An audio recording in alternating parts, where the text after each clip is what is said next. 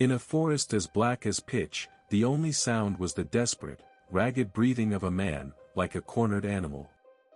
His expensive Italian shoes were long swallowed by mud, and the shovel in his hands was slick with sweat and grime. Thump, thump, the sickening sound of metal hitting wet earth echoed over and over. This man, Kong Min-suk, couldn't even wipe the sweat from his brow as he violently threw a black plastic bag into the hole. With a dull thud, it landed. He was about to let out a sob of relief, about to bury his sin forever, when it happened. From deep within that plastic tomb, a strange vibration began. Bzzz. Bzzz.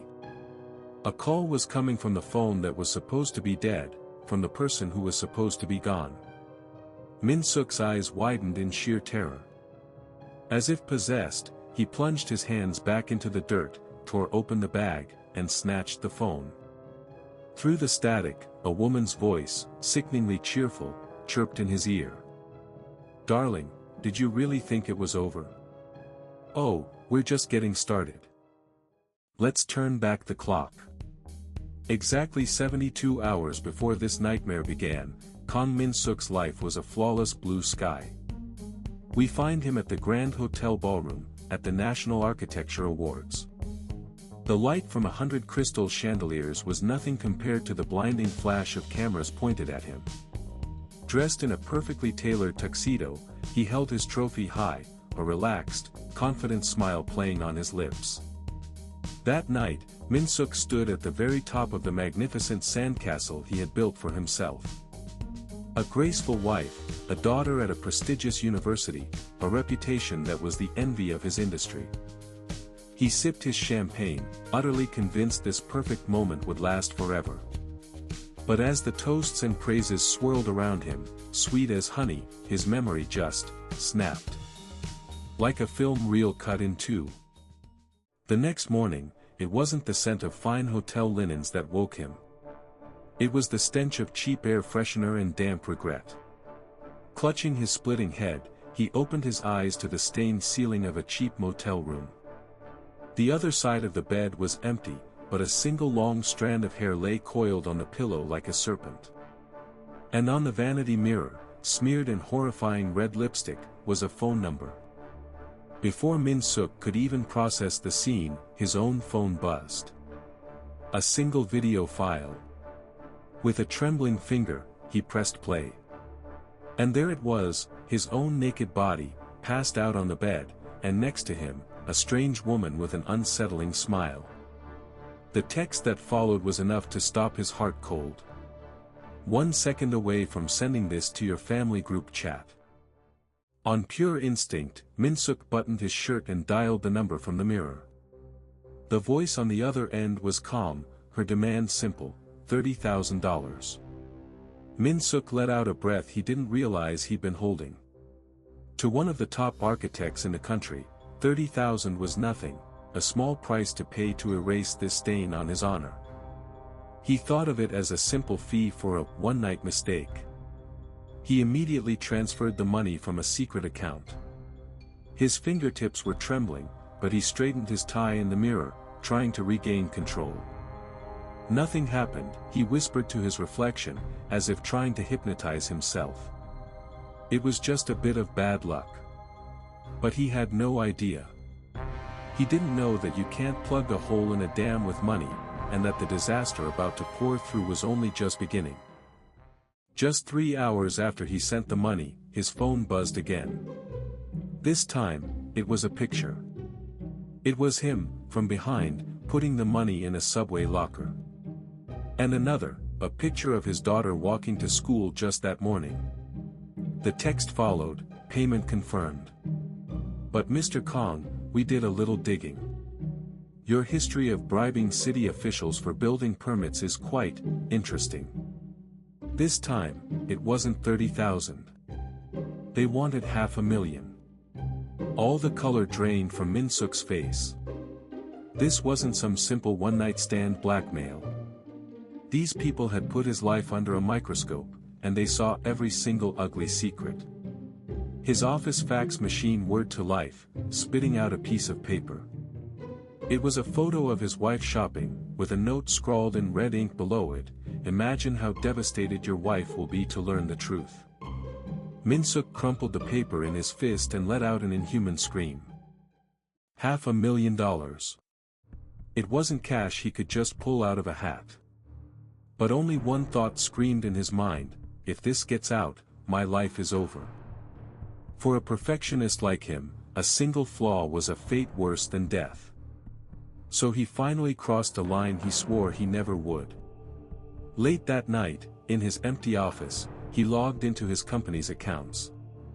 His hand trembled as he stamped the official corporate seal, but his eyes had a wild, manic gleam. Embezzlement. It was a crime he had always looked down upon, but now, it felt like his only lifeline. Just this once, he thought. Just to make it stop.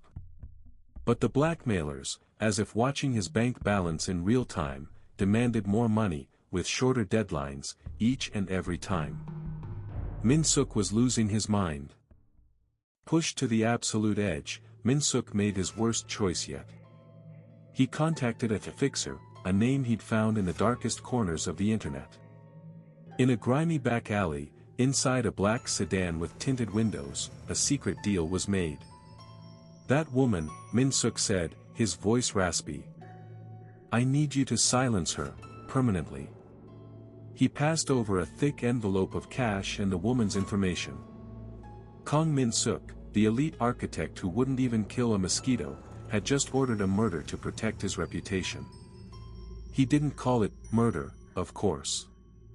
In his mind, it was a cleanup, simply wiping a stain off his perfect life. But as he exhaled a cloud of smoke, he could see his fingernails had been bitten down to the quick. And then, the designated night arrived. A short text message: "Job's done. Come confirm." Min-suk drove to an abandoned factory on the outskirts of the city. As he sped down the unlit road, his heart hammered louder than the engine. The factory loomed in the darkness like the gaping mouth of a monster. A rusty metal door creaked open, releasing a foul wave of metallic, musty air. Using his phone's flashlight, Min-suk crept inside. In the distance, illuminated by a sliver of moonlight, he saw the shape of a woman lying on the floor. The long hair, the familiar clothes. Min-suk's legs felt like jelly. A strange mix of terror and relief washed over him. Is she really dead? Min-suk slowly approached the body. A dark, reddish liquid pooled on the concrete floor, and the woman was perfectly still. He reached out a trembling hand to check, to be sure. Death. It was the ending he had paid for, but seeing it before him made him want to vomit. But then, a devilish whisper echoed in the darkest part of his soul. "It's over now. You can be perfect again." He let out a long, shuddering sigh of relief and turned to leave. And that's when the world exploded. The pitch-black factory was suddenly flooded with light, as bright as day. Dozens of powerful floodlights all turned on him at once. Blinded, Min-suk screamed, throwing an arm over his face. As his eyes adjusted, an impossible scene unfolded. The dead woman, the one bleeding on the floor, slowly sat up. Annoyed, she ripped off a blood-soaked wig and wiped a smudge of red syrup from her lips with the back of her hand. "God, this floor is freezing," she muttered, looking up at Min-suk with cold, hard eyes. And from the darkness behind the lights, other figures emerged. Police officers in uniform. Reporters with cameras. And standing right in the center of them all, was his wife. There was no sadness on her face, no anger. Just the cold, contemptuous smirk you'd give an insect. "Darling," she said, her voice dripping with ice. "Your acting has improved. I never knew you had it in you to order a hit. It was all a trap. There was no affair in that hotel room. He'd simply been drugged and put to bed." For years, his wife had seethed at his hypocrisy and arrogance, but she knew a simple divorce wouldn't be enough to truly hurt him. She didn't want his money. She wanted to watch the great perfectionist, Kang Min-suk, drag his own morality through the gutter, to become a criminal, to be utterly and socially destroyed. The blackmailer, the seductress, even the fixer, they were all actors she had hired. Every step of his downfall, from the embezzlement to the murder for hire, was being recorded in high definition. His wife didn't kill him. No, she did something far worse. She built the perfect stage for him to commit his own social suicide. Through the bars of the police van, the world outside looked just as peaceful as ever.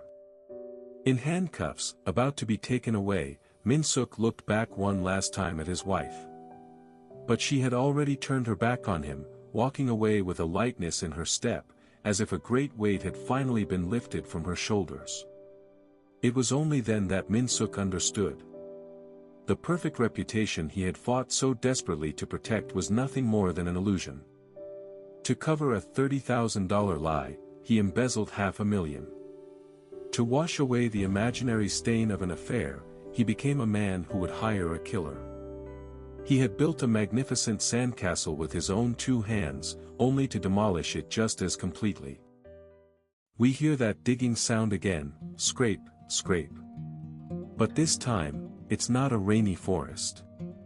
It's a prison cell, surrounded by cold concrete walls.